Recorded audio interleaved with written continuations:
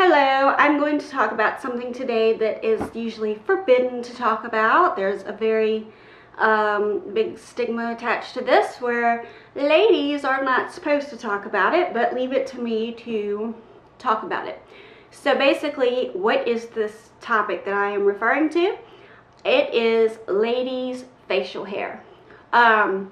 So anyway, basically I have struggled with this, and I want to let you know this is going to be a two-part video because I can only record so long with the SD card that I have right now. So it will be in two parts.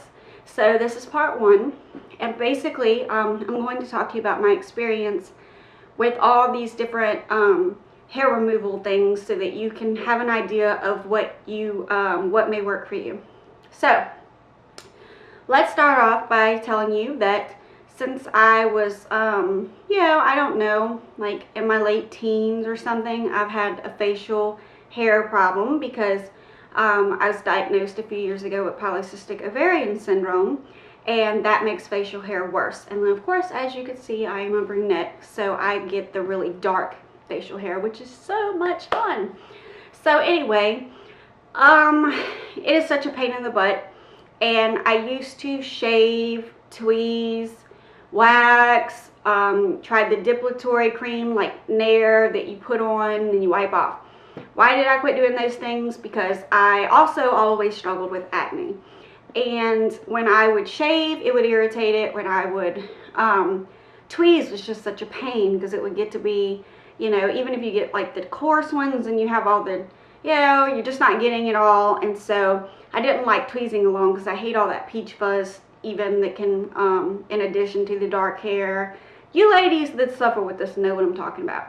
So anyway, so that wasn't good enough. So yeah, I've tried, like, you can buy the little razors that are for the bikini area and stuff, and they're perfect because they're smaller razors to do on your face, and that is great to get some of the peach fuzz and stuff. But if you're like me and you wanted something more permanent where you got tired of shaving, like I said, that aggravated my acne, and so then I had two problems instead of one, which, I mean, I've always struggled with acne anyway, but it was making it even worse. So I was like tired of putting the depilatory creams and shaving and waxing because all of that would just aggravate my acne further. So, and I didn't want to do that. So after years of fighting with it, I decided to try laser. Now, laser, contrary to what people are told, some people will say it's permanent, but for me it was not permanent. It's not by the FDA. The only thing that is supposed to be considered permanent hair removal is electrolysis, but I will get to that. Just probably won't get to that in this video, but part two. So anyway, laser, I paid, it was like $3,000. I know, crazy, right? But I was desperate, and so you pay that, but that was for like my upper lip, chin area, neck, underarms, bikini. And so basically, once you do laser, like, it has like a certain surface area where it can cover. So the good thing about it is it covers more area at a time, so it's a little bit quicker than electrolysis. The negative is that it, like I said, it will keep growing back. It will lessen it, but it's not going to get rid of it completely. At least it didn't for me. And then, like I said, from what I read, it's not supposed to be, like, they cannot say that it is completely and 100% like permanent. But it will lessen it. If you're, put to you like this, like, I started doing the laser and I did the package. So you pay this big package to get X amount of treatments. After I did that, you just do touch-up treatments that were $25 for touch-ups, which I definitely needed. And I definitely noticed dramatic improvements. But over a long period of time, it will still grow back. So anyway, started doing that, and then, so I started doing the touch-ups, and then the company that the place I was going to have it done closed down. And basically what that meant for me is that I would have to start over like a package deal, because if I'd went somewhere else, they usually don't honor that I've already done touch-ups, so can I just do touch-ups here? Usually they'll be like, no, you have to pay the initial full price. And again, it could differ from different places, but for my case, like the places I called, they, you know, I would have had to go back to paying a lot of money to get the initial treatments done and then move to touch-ups.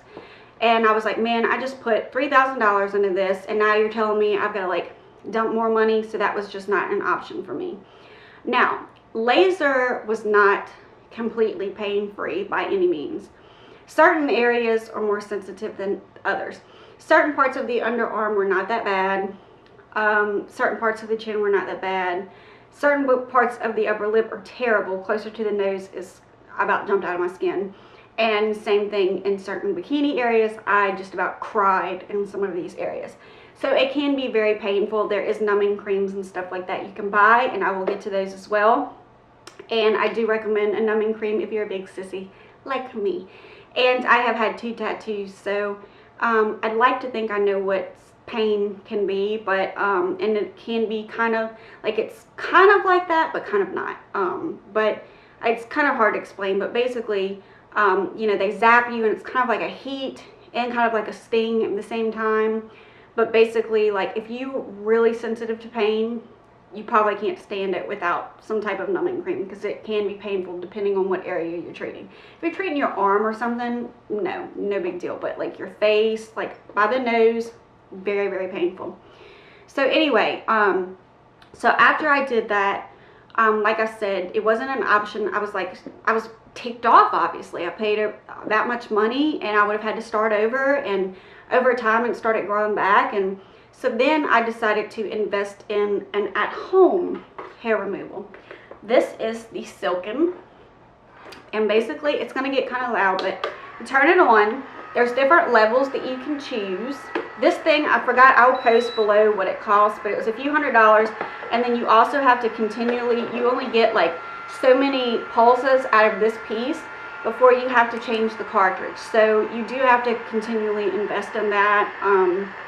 So it can get very pricey, but anyway, so basically I'm going to turn it all the way up to the highest level, because to me it only works on the highest level. And then basically, and you're supposed to shave the area first, so you should be already clean shaven to get the best results. And then you just press down, and you have to make sure the surface area covers the skin completely. And then you just push the little button, and it's like a heat and light that you will see. And this really isn't painful, because it's not as powerful as the lasers that you would go to professionally. So, I mean, obviously it's more convenient because it's in your home, and it, I guess as a whole, is somewhat cheaper. But the negative is it's not as strong, so it's not even going to be as effective as in salon, or in, you know, like wherever you go to have it done. It's going to be more powerful. So yeah, again, you have to decide whether or not that's something that you want to try. I've not tried. There's also the Tria and some other at-home ones, and I'll post the information below. But basically, from what I understand, the Silken has like a bigger surface area, so it's quicker, and the Tria has a smaller surface area, so it takes a lot more time. Which, if you're like me, so what? If it's as big of an issue as it is for me, I wouldn't mind, you know, the money, obviously, to an extent. I mean, I don't have, by any means, unlimited funds. But when you're as desperate as I was, I did not mind paying the money to do what was necessary. But I mean, that still has to, I still had to consider price as, you know, factor that in. That's why I didn't continue the laser. So basically, what I can tell you about laser is that, like I said, depending on what area you have done, yes, it can hurt very badly. There are numbing creams you can buy, and I will also go over those in part 2. And so if you're going to do it, that might be an option for you to invest in the numbing cream, and that may help with the pain.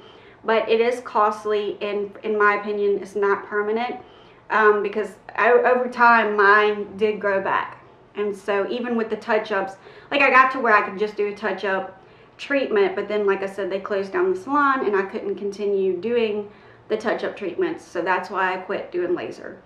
So and like I said, the ones that you buy at home are not going to be 100% effective, but you know, they can help, but they're not. If you're thinking that you're going to buy the machine, use it, and it's going to go away forever, it's just not. It will lessen some of the hair growth, but it's not going to take it away for good, and you're still going to have to keep replacing, like I said, in this case, the cartridges for this one. So I'm rambling, I know, I'm scatterbrained, but anyway, so yes, like I said, laser opposed to when compared to electrolysis, you're going to have bigger surface area and cover more area, but like I said, it is costly and it is not 100% permanent. So yeah, that's what I feel about that. So I'm gonna go ahead and stop before my video cuts off, and if you're interested in hearing about electrolysis, stay tuned for part 2.